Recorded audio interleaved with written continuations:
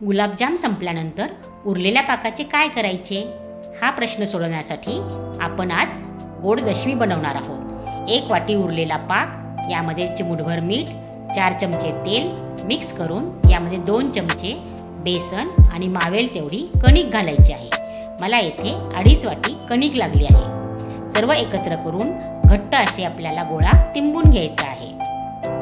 अशा प्रकारे आपण घट्ट गोळा तिंबून घेतला आहे। जर आपल्याला याचे शंकरपाळे बनवायचे असेल तर तेही आपण बनवू शकतो, मात्र यासाठी मोहन आपल्याला अर्धी वाटी घालावे लागेल।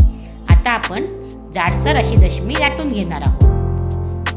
दशमीला गोल आकार यावा यासाठी एक गोल भांडे वापरून किंवा डब्याचे झाकण वापरून आपण कट करून घेणार आहोत।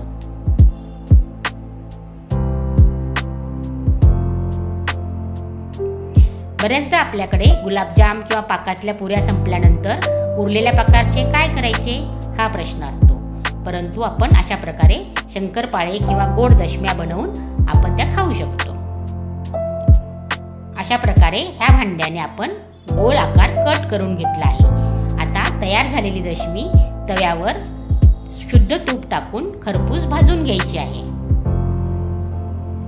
हे बघा, आपली स्वादिष्ट खुसखुशीत अशी दशमी तयार झाली आहे। ही रेसिपी आवडली असेल तर नक्की माझ्या चॅनलला लाईक, शेअर आणि सबस्क्राईब करा।